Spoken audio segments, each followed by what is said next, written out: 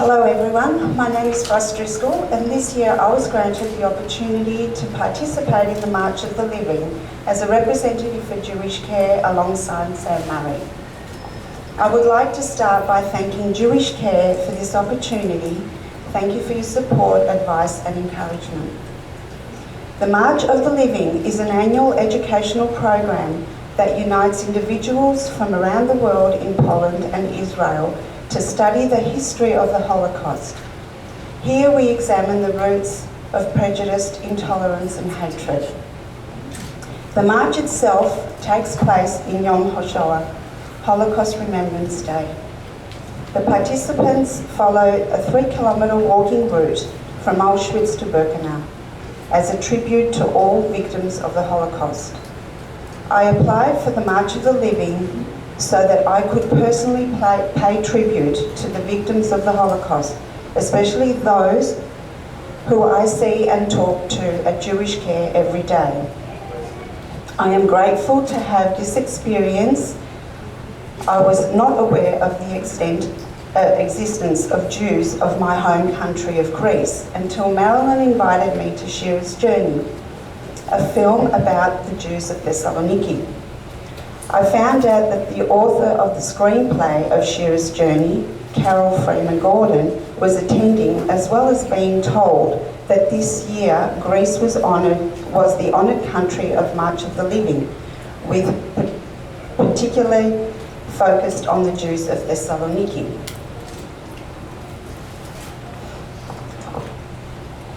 I found a connection to the march through my Greek roots and also through the connection I shared with the elders here at Jewish Care. During this trip, I suddenly immersed in a reality I had grown to know and understand through books, videos, films, study courses and stories. Every experience I had encountered was to encounter was cemented. Not just through seeing the sites of concentration camps, famous village squares, safe havens and grave sites, but through the stories of survivors told firsthand. Jack Meister is one of those survivors. He is 91 and lives in Sydney, and throughout the trip he felt compelled to share his story with us, and we were fortunate enough to hear him. Monday. The trip began when we arrived at the historic Jewish quarter, Kashmir. The old synagogue, standing in Poland, was built here in the 1400s. On the other side of the synagogue is the Rameh Cemetery. German Nazis destroyed the cemetery, tearing down walls and tombstones to be used as paving stones in the camps. The cemetery had undergone a series of post-war restorations. We also visited Glacier Museum, exhibiting photos of synagogues, houses and mass graves, a sad history of Jews in Poland through photos. On Tuesday was another somber day. We spent a day in Police, a town in the north of Krakow. In the years leading up to World War II, approximately 2,800 people lived there. This year, the Australian branch of March of the Living was invited for first public ceremony honouring the Jewish victims found in mass grave. A resident named Ayel spoke of his grandmother and the last 20 Jews in Police who in 1942 were rounded up in the market square by Polish youth from the village. Ayel's grandmother knew she would be killed and buried in the forest, refused to walk as she wished to be buried with her husband in the Jewish cemetery. She hoped to be buried next to her husband, however she was taken to the mass grave. In 2014, representatives of the town purchased the land from the owner and the site in order to erect a monument to pay respect to the murdered Jews. This year, the sound of the shofar and the bells signalled the beginning of the procession from the same market square to the grave site where Ayel's grandmother was found. The ceremony included candles, stones and flowers being laid at the memorial. It was an incredible moving ceremony, and I found myself thinking about how these 20 people were just a handful of millions of Jewish people who lost their lives and were never given a proper burial. Their names are unknown and their stories are untold. Wednesday. Today we visited the first of many concentration camps, Ploshov. Ploshov primary function was a focused labour camp. It operated between 1942 and 1945. On one of the concentration camps' mass execution sites is a large green field. Several memorials can be found here, the most significant being the torn out hearts. Auschwitz served the largest Nazi death camp and operated between 1942 and 1944, consisting of 3 primary camps. 1.1 million people, including more than 200,000 children and young people, were murdered, of which 960,000 were Jews. Here we walk through the horse stables fitted with bunk beds, originally designed to accommodate 52 horses, but were soon cramped with more than 400 people.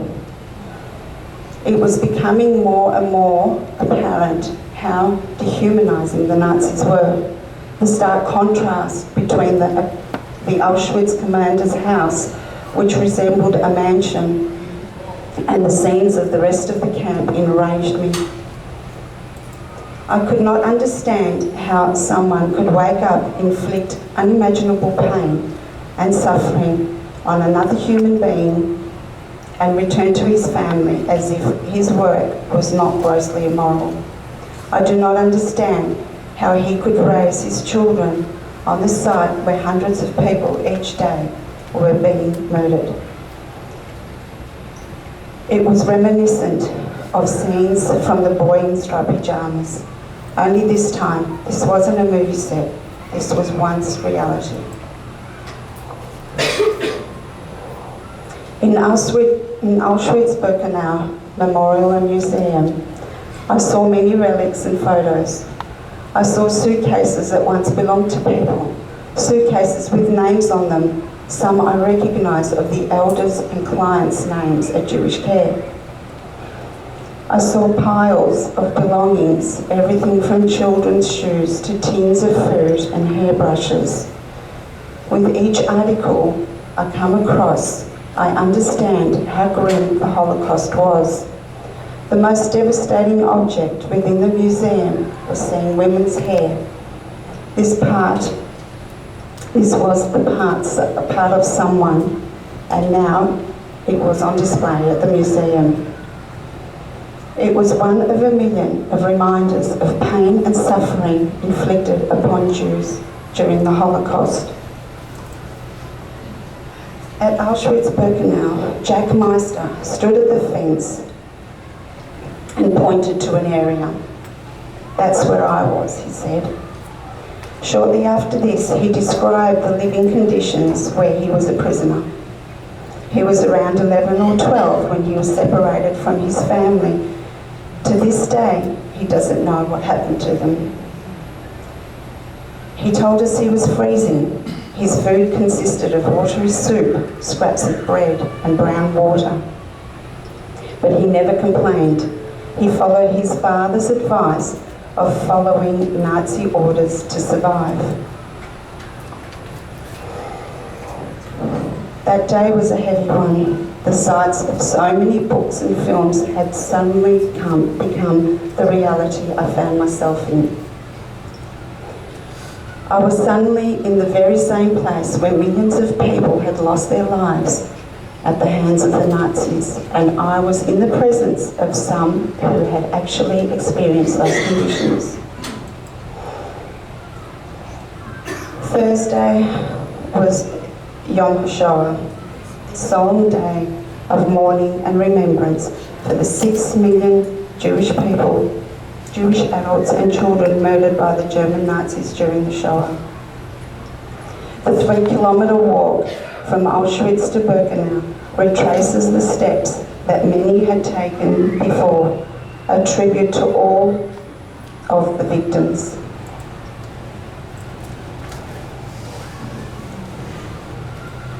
Jack Meister had survived the Holocaust, and this year he marched the same route he once took, this time with a smile on his face because he had survived.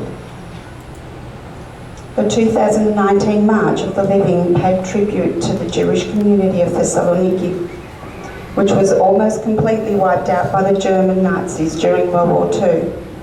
Today, approximately 1,200 Jewish people live in Thessaloniki.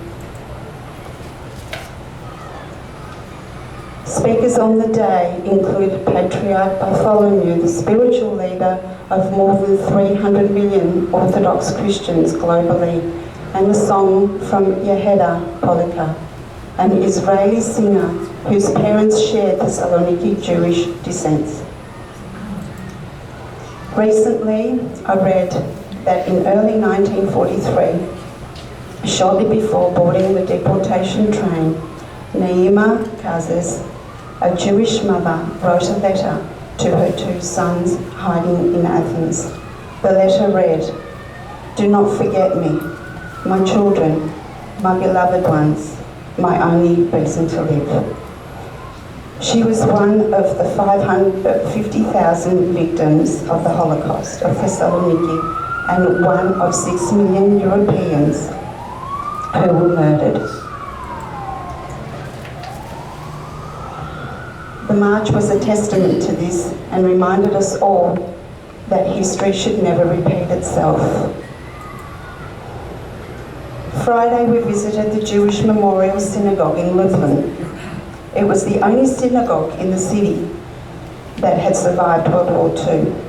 We also visited a shul that was over 140 years old and cared by the lovely Pavel and his mother Luba. He really wanted us to stay so he could show us more. From there we moved to Majdanek concentration camp, memorial and museum. It operated as a death camp spread across 270 hectares of land. Having seen this site, I concluded that I shouldn't complain the minuscule inconveniences when others had suffered so much. At Majdanek Museum, I told our group the story of Luba Olinsky, one of the elders of Monty, Luba Goldberg. Luba Olinsky jumped from a packed cattle train beyond the Treblinka death camp. She spent 5.5 weeks in the forest before being rescued by Jewish partisans. Luba Goldberg had a similar story, living in the forest for almost 3 years from the age of 14. Both these girls had lost their parents. Upon entering the museum, we were each given a card with a person's name on it. We had to search for this person and look at their story. My card featured a photo of Bronya Zisman, who was born in 1930 and was the daughter of a famous Lublin tailor. On the 9th of November 1942, together with her older sister Basia, she went to Majdanek. In 1943, Bronya was transferred from the camp to Lublin Castle, where her sister had been placed earlier that year. On the 22nd of July, 1944, both girls were killed in a mass execution just before the city was liberated. Bronya's story is one of many. It was here in Warsaw, in the Warsaw Ghetto, that I was reminded of the scenes of The Pianist. I know now that when I watch the film again, I will do so knowing that I stood in that very spot this violence took place. Before sunset, my first shul experience followed by Shabbat. I found the shul to be breathtaking. It was a celebration followed by prayers, followed by more celebrations. Men and women clapped and chanted in a joyous way that distanced everything I had seen that week. My first Shabbat included people from different countries were gathered in the same dining area that night. Much like the shul, it was a lively and uplifting experience. During Shabbat, 3 Auschwitz survivors came together, including Jack. They compared stories, tattoos, and sections of the camp they were in. They had never met, but shared the same experiences and same pride having come out of it alive. I couldn't help but think of them as heroes. Saturday, we visited Łódź.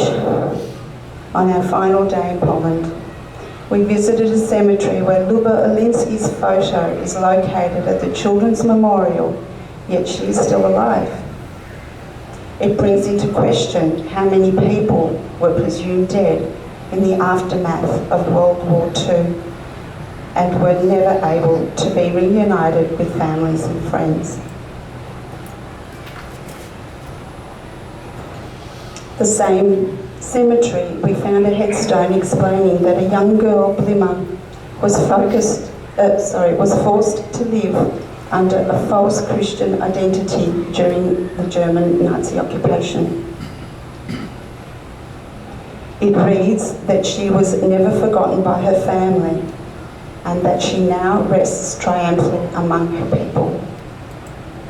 Shortly after this, we visited the train station where cattle trailers were filled with people and travelled for days or even weeks at a time. We were told there were near 300 people at any time were crammed on top of one another. Some trailers were closed, others were open. Jack commented that he would have preferred to be in the closed carriage so he didn't have to bear witness to people being thrown off the train. He told us more about living conditions. He said that he was too frightened to talk to anybody. He had no concept of how much time had passed, nor what was going on outside. As we drove from destination to destination, I could see the forest where Jewish people hid and lived for many years. Unfortunately, we didn't have time to stop and go through them, but all I could think about was Luba Goldberg at the age of 14 surviving these woods. In A Life Reclaimed, Luba Olinsky describes the forests as a haven for Jewish people, but also, in a way, the ghetto. They had nowhere else to go. I still, to this day, cannot understand how anyone could survive the cold, the sounds, and the density of the forests. Israel. The second week of our trip was spent in Israel. Upon entering, I saw everyone's faces light up. They seemed to joyfully embrace the sense of independence which Jewish people have there. We celebrated Yom HaTzomut, walking through the streets of Jerusalem to the Old City with crowds dancing and chanting.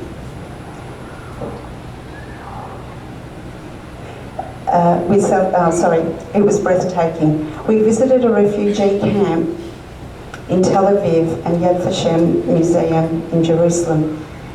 And the difference between the particular Holocaust Museum and others we had visited was that it included all the countries affected by the reach of the German Nazis.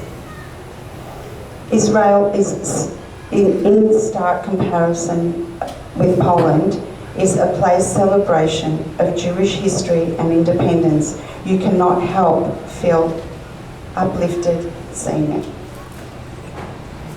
During this trip, I saw sights of pain and suffering, but also the strength and compassion of others. I returned home with a newfound gratitude for life and greater purpose at work and admiration for the stories of survivors of the Holocaust.